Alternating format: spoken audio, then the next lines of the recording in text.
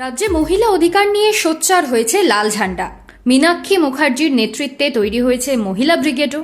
এমনকি শতরূপ ঘোষ একটি সভা থেকে ঘোষণাও করে দিয়েছেন যে বিধায়করা নির্বাচনে জিতবেন তাঁদের তহবিল থেকে 1/3 টাকা বরাদ্দ করা হবে মহিলা উন্নয়নের জন্য। বাংলার মেয়েরা যদি মমতা বন্দ্যোপাধ্যায়ের ক্ষমতায় টিকে থাকার মূল মন্ত্র হন, সেই মন্ত্রই আসন্ন বিধানসভা নির্বাচনে নিতে চলেছে সিপিআইএম। মেয়েদের অধিকারকে সামনে রেখেই ভোটের প্রচার চালাবে আলিমুদ্দিন, তা ঘোষণাও করে দিলেন মোহাম্মদ সেলিম।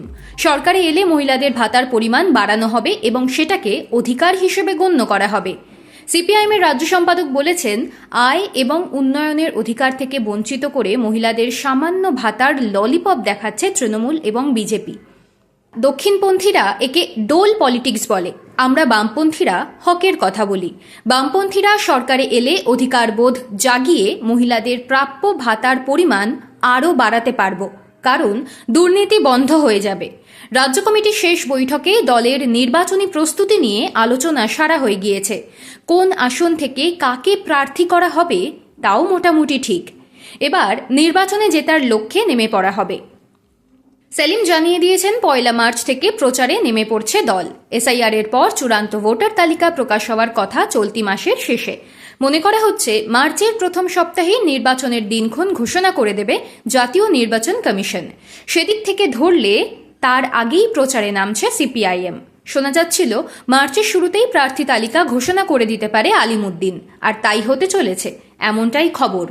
শোনা যাচ্ছে এই সপ্তাহের শেষ দিকেই প্রার্থী তালিকা ঘোষণা করে দিতে পারে সিপিআইএম। তারপরই শুরু হয়ে যাবে জোর কদমে ভোটের প্রচার।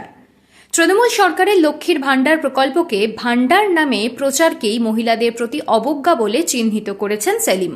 তিনি বলেছেন, 1,500 টাকাকে ভাণ্ডার বলে? একদিকে সবকিছুর দাম বেড়েছে, সংসারে খরচ বেড়েছে, অন্যদিকে মহিলাদের কাজের সুযোগ, মজুরি, আয় কমেছে। অন্যদিকে তৃণমূলের মিটিং মিছিলে যোগ দিলে রেশন, আবাসের টাকা, ভাতার টাকা দেবে বলছে। আমরা সমীক্ষা করে দেখেছি, সবাই ঘোষিত ভাতা আদৌ পান না।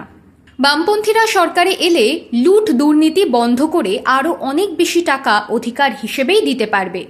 লড়াইয়ের বার্তা ছড়িয়ে দিতেই বিধানসভা নির্বাচনের আগে মহিলা আন্দোলনে সংগঠকদের নিয়ে কর্মশালা হয়েছে। এরপর ছাত্র, যুব, শ্রমিক, কৃষক, ক্ষেতমজুর, কর্মচারী সব অংশকে নিয়ে কর্মশালা হবে। তার মধ্যেই 1 মার্চ থেকে নির্বাচনী প্রচারে নেমে পড়ছে সিপিআইএম। নির্বাচনী সংগ্রামের ইস্তেহার এবং জেলা ভিত্তিক ও বিধানসভা ভিত্তিক পরিস্থিতি প্রচারের বিষয় নির্ধারণ করা হয়ে গিয়েছে রাজ্য কমিটির শেষ সভায়। সেলিম বলেছেন, বামফ্রন্টের নির্বাচনী ইস্তেহার ছাড়াও জেলা ভিত্তিক, বিধানসভা ভিত্তিক দাবি সংকলন করা হচ্ছে। বুথের দাবিও তুলে আনা হচ্ছে।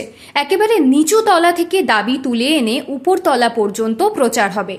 রাজ্য কমিটিতে পরিকল্পনা ও সিদ্ধান্ত হয়ে গিয়েছে। মাইক্রো লেভেলে ভূমিস্তরের পরিকল্পনা ও স্ট্র্যাটেজি নিয়ে নির্বাচনে লড়ব আমরা। আমাদের ভাড়া করা কোম্পানি নেই। বিশেষজ্ঞ, সংগঠক ও কর্মীরাই আমাদের সম্পদ। বাঁচাতে, সমান অধিকার আদায়ের জন্য লড়তে হবে। 8 মার্চ আন্তর্জাতিক নারী দিবসে মহিলাদের দাবি নিয়ে শপথ নেবেন সেলিম, মীনাক্ষীরা।